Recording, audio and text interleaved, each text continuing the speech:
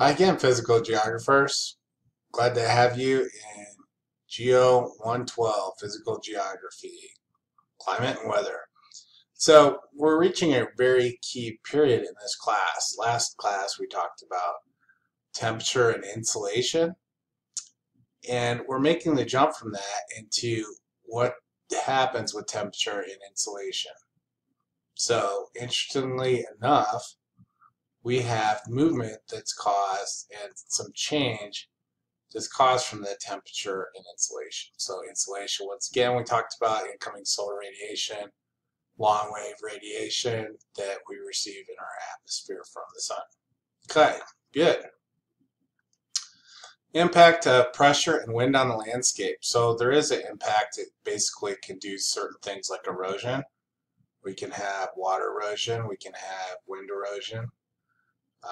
Essentially, that's how many of our landforms form, which we talk about in Geography 111. So we have factors. We're going to talk about factors that influence that, mapping the pressure with isobars so we can see where it's at certain moments of time. We can even look at longer periods of time like averages using our ISO lines we talked about. Nature, wind, direction of movement, wind speed. We're going to talk about cyclones and anticyclones. There's really three causes of wind movement, and we will get into that here quickly. Okay, so general circulation of the atmosphere. There's a bunch of things going on. Circulation patterns, components of general circulation, subtropical highs, trade winds, ITCZ. We'll see some really nice maps that shows all this, the westerlies, polar highs, polar easterlies, polar fronts, and vertical patterns of general circulation. And interestingly enough, we will see certain anomalies where this all changes if we didn't have enough things going on already. So let's get to the chase. Okay, so modifications in general circulation. So we see seasonal variations by location, monsoons. We see the classic example, and we talk about this in World Regional Geography, is India. We have peninsular extensions like India and a bunch of ocean movement around it. We essentially have the winds totally change from one season to the other. And then we have localized wind systems, sea and land breezes, valley mountains, katabatic, phone and Chinook winds, Santa Ana winds that we see even in the United States. And then sometimes called ENSO, El Nino Southern Oscillation. We'll talk about the effects of El Nino, normal patterns, La Nina, causes of ENSO, and teleconnections. So we do know some of the contributing factors to ENSO, but we don't know precisely when and where. So we'll go into that a little bit later. So atmosphere has a significant but indirect influence on the landscape. So we have changes, but we don't always know exactly where that occurs. Most obvious influences is we look outside, see the change in weather. We can see direct impacts of the weather by looking at vegetation. Last chapter we looked at the tree line on a couple slides, and we can look outside and see essentially where we have certain vegetation that can grow. In some places we have rock. So those are all impacting factors that on our landscape. Okay, so nature of atmospheric pressure. Gas molecules continuously getting in motion. We mentioned before the geography offerings that we have at Front Range Community College are in the science department. Here we can see why. So atmosphere is a certain amount of force exerted by gas molecules on the Earth's surface. We have a standard pressure at sea level, which is kind of the benchmark of pressure being high or low. And we call that 14.7 pounds per square inch. We call that sea level pressure. So we talked about at the bottom here, is we talked about essentially where we have air going further up, we have less pressure. The reasoning for that is that air on top of itself actually has some force and some weight behind it. Okay, so let's talk about pressure a little more. It's the ideal gas law. What is that? It's essentially an equation that defines what pressure is, right? So we have density, greater pressure. Kind of makes sense. Things being compressed, they would want to expand. And then essentially, if we have greater temperature, we have greater pressure also. So what are the two things we're really looking at? Density and temperature, right? If either one of those expands, we have more pressure. So if it heats up, if we take, for instance, a kettle of water and heat it up on the stove or over a campfire, we'll start seeing steam come off it and we'll want to expand. Okay, so we can fit in the ideal gas law, which basically what is the balance in that equation of the variables we talked about in ideal conditions. And here's another example of warming air, but we pretty much just talked about that with our kettle analogy. Okay, and then we have generalizations for surface pressure, dynamic high, thermal highs, dynamic lows, thermal lows. So we see this change, and we can basically define that it's changing by saying it's dynamic, right?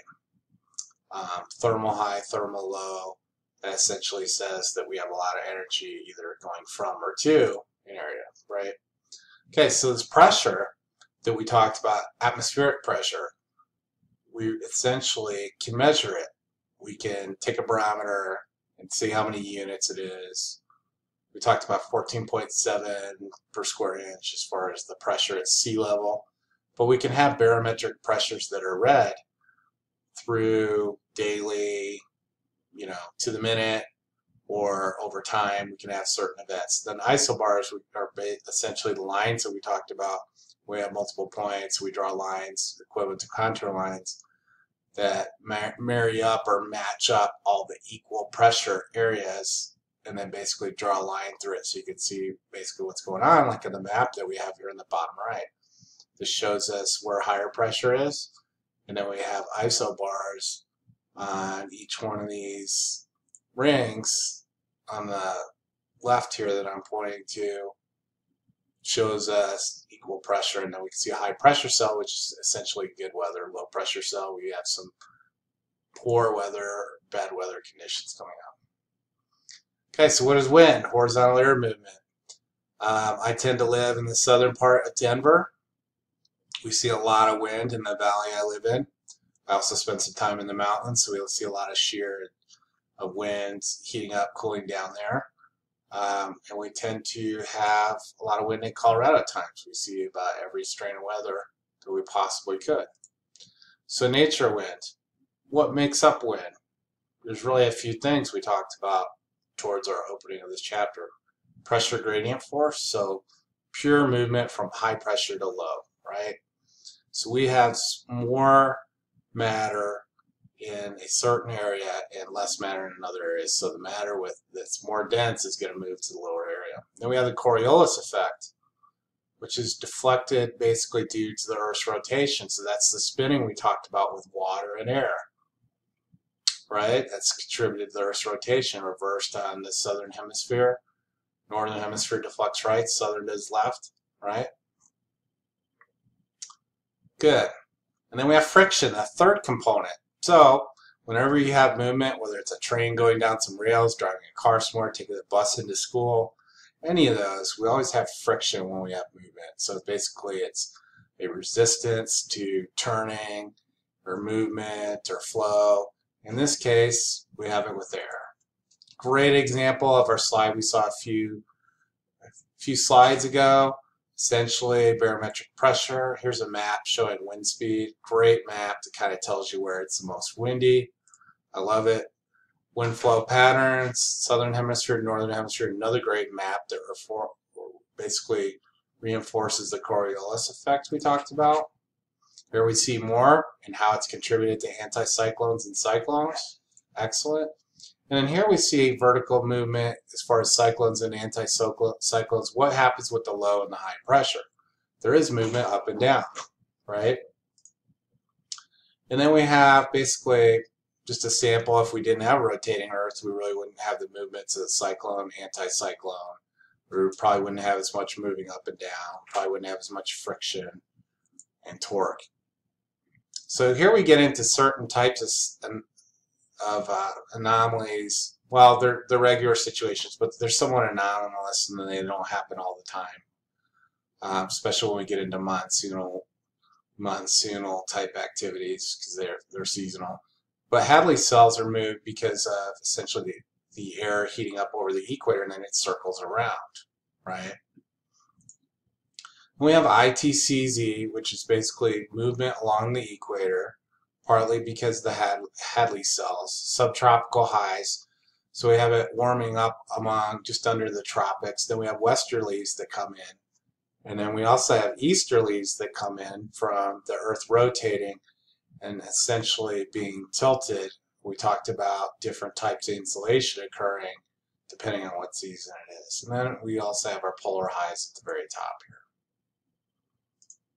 Okay, so put this all together rather than just looking at the side of the Earth. Look at an example of pressure at a point in time. We can see where we have different high pressure cells with the H's. And then we can see arrows moving out, mostly more like trade winds, major winds. We can start seeing general circulation trends of the Earth. Subtropical highs, we talked about this, developing and descending air of Hadley cells, which happen around the equator. We have several different aspects of that. We also have absence of wind, known as the horse latitude. Certainly the original explorers in the 1400s, 1500s, was expanding from Europe to the rest of the world. Certainly tried to stay in, moving their ships, sailing their ships with Mercator projections, which we talked about being excellent for direction. Certainly avoided the horse latitudes. Their ship would not move. Trade winds, so we see trade winds. We take advantage of these for shipping, flying, you name it. Example of trade winds. Okay, so moving right into Hawaii, we have an example here. We have trade winds coming in. We see different types of moisture and erosion occur, essentially because of the regular winds that come into a certain part of the island. Okay. ITCZ, moving along the equator. So we generally have pretty good movement along the hemisphere when it heats up along the summer with what we were talking about with the Hadley cells. We essentially also have, when it heats up, the thunderstorm having updrafts. So we have several graphics we looked at before that reinforce that.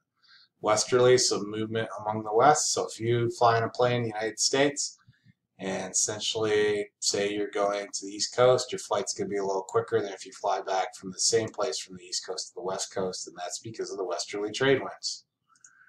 In the westerly trade winds, most of the wind moves around 30,000 to 40,000 feet, which is why planes, essentially, when they take off, they try to get up in the jet stream because it helps them out or they have more stable conditions. Okay, curves developed a high altitude westerlies flowing north and south, Rossby waves. And then we have polar highs in terms of high pressure cells, polar easterlies. Another latitude, essentially we have some movement.